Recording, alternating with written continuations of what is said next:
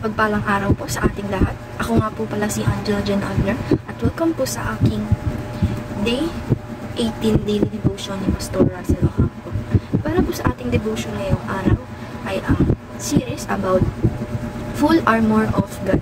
At ang topic po natin ngayong araw, August 14, 2024, ay Armor of God, Shoes of Readiness.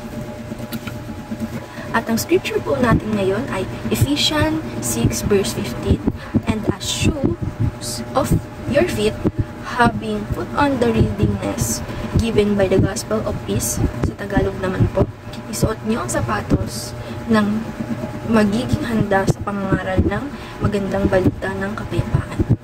Teaching number 1. Satanic forces are in retreat.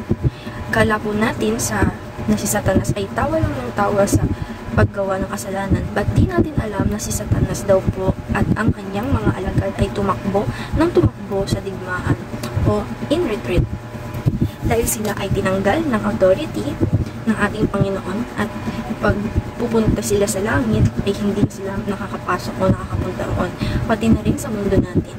Kukunti pa na lamang ang kanilang teritoryo dahil ang ating Diyos ay siyang may authority sa buong mundo, heavenly and earth. Teaching number 2, the gospel of kingdom advantages. Bago daw po pinanganak ang ating Panginoong Diyos, ay ang mundo ay binabalot ng kasamaan o ito ay binabalot ni Satanas. But nung pinanganak na ang ating Diyos at siya ay hindi nagpuri kay Satanas at siya lamang ay talagang nagpupuri sa ating Ama, kaya ang dating buto na maliit ay lumago at kumalat sa buong mundo ang kabutihan at kabanalan. Teaching number 3, the peace of God conquers heavenly and earthly realms. Sa heaven daw po ay napalayas na si Satanas, pero ang laban daw po ay tuloy-tuloy pa din. Meron pa din spiritual warfare at matatapos po ito sa pagbalik ng ating Panginoong Jesucristo at kung kukumpletuhin niya ang project o ang pagbabago sa mundo. At kukumpletuhin niya po yan.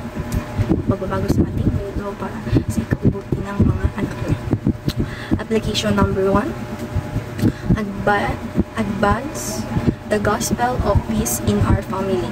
Ito naman daw po yung gospel o biyaya o pagpapatawad o pagdala natin ng pamilya natin sa Panginoon para magkaroon ng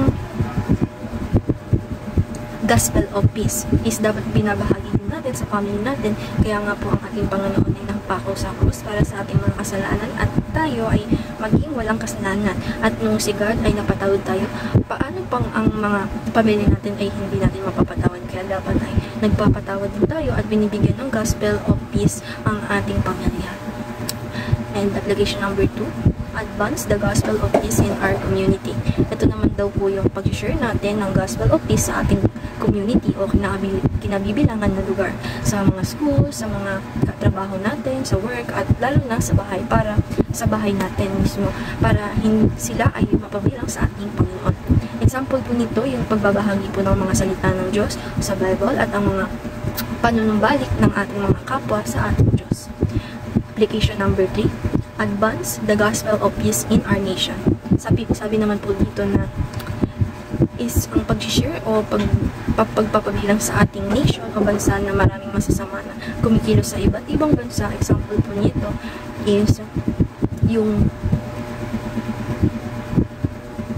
Mabura at iba pang bansa, example mga naggamit ng mga black magic evils, ganyan po, at iba pa.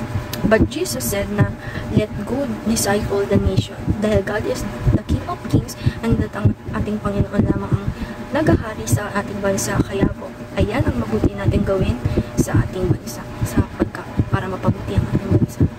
Talagang God lang. So, discussion, are you fulfilling your role in this advancing kingdom of God? How will you improve yourself to become a better soldiers of Christ? For me and all of us, ay alam naman natin na gusto natin na si Jesus ang mag-aari sa ating mundo, because Jesus is the King of Kings, and gusto po natin na ang ating mundo ay maging kingdom of God. Unang-una po ang ating mga pamilya. Alam ko po na gusto natin lahat ng ating mga pamilya ay mapalamid sa ating Panginoon at mabigyan ng blessings ni Lord. and mapapatawad ni Lord sila ni Lord. At ang pangalawa naman po ay ang pag-share o pagbibigay kaalaman about sa kabutihan ng ating Lord sa ating community o ating lugar na kinakatirahan, para ang ating lugar ay maging mabuting mamaya at magbalik loob sa ating Panginoon. Pangatlo naman po ay ang ating bansa. Alam po natin na ang bansang Pilipinas ay maraming kasamaan o masama na tao, bagamat Lord is the one who help us sa gusto natin ang mundo natin o bansa natin ay maging maayos. Kaya magandang gawin natin na-share ang gospel of peace ng ating Panginoon sa lahat. Ayun lamang po ngayong araw. Maraming salamat. God bless.